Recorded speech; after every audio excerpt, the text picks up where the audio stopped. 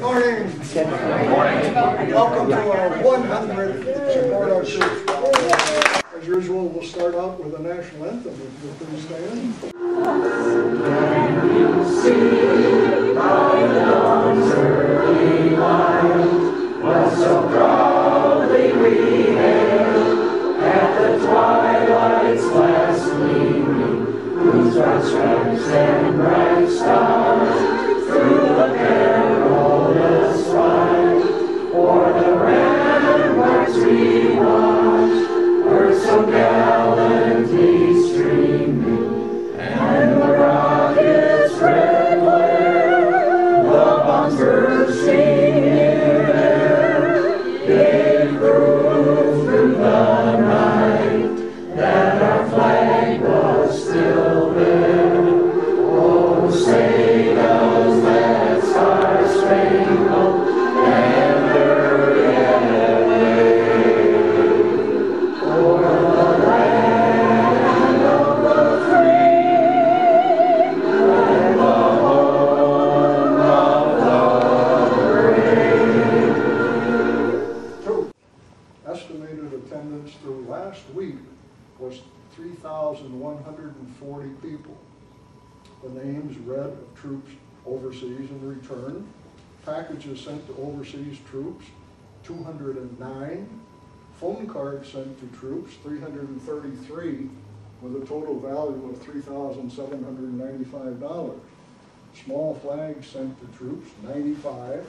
Christmas cards sent to troops, 30. Veteran Day cards sent to troops, 30.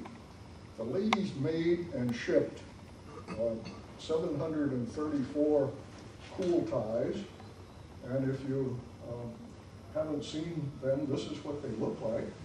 If they're immersed in water for about 20 minutes, the crystals in this area expand, and the troops can wear these around their neck, or one told us that he put it on a seat in his truck. And we understand that it's good for a couple of days. So our ladies really embraced that idea, and as I say, 734 were made and shipped, and the summer is the prime time for using these, obviously, where the temperatures reach 120, 30, 40 degrees. We're accumulating those for our spring shipment to the troops. We don't dwell on the deaths statistics, but we do recognize every time that there's a Wisconsin casualty. And when we held the very first rally, at that time, as I recall, there had been about 27 or 28 Wisconsin deaths, and since then we've released a black balloon on a Monday in the case of every Wisconsin casualty, and we've done that 28 times. We've had 122 troops that have returned have seen fit to visit us, and the only complaint I have is that they want to thank us, and that's not the reason we're thanking you. So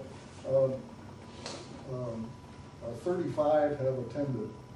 We've displayed the contents of what will be the Christmas package, and each package will have one Christmas tree that will fold up.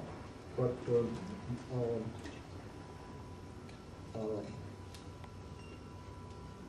the items that will be in the package are on display.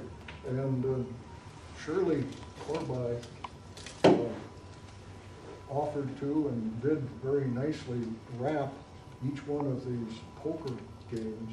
They look like this, but that was kind of, Shirley thought that was a kind of blah way to send a Christmas gift. So it does look a lot more Christmassy, Shirley, and thank you very much for doing that. This came to me back at Valentine's Day, and it's a story of little Melissa.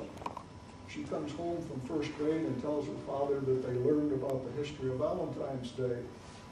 Since Valentine's Day is a day for Christian for a Christian saint, and we're Jewish, she asks, will God get mad at me for giving someone a Valentine? Melissa's father thinks for a bit and then says, no, I don't think God will get mad. Who do you want to give a Valentine to? She replied, Osama bin Laden, she said. Why Osama bin Laden? Her father asked. Well, she says, I thought that if a little Jewish girl could have enough love to give Osama a Valentine, he might start to think that maybe we're not all bad, and maybe start loving people a little bit more. And if other kids saw what I did and sent Valentines to Osama, he'd love everyone a lot. And then he'd start going all over the place to tell everyone how much he loved them and how he didn't hate anymore. Her father's heart swells as he looks at his daughter with newfound pride. Melissa, that's the most wonderful thing I ever heard. I know, Melissa says, and once that gets him out in the open, Marines could shoot the bastard. Over the months, 2 years actually, I've accumulated a lot of emails, and I thank you for sending them to me. And so look.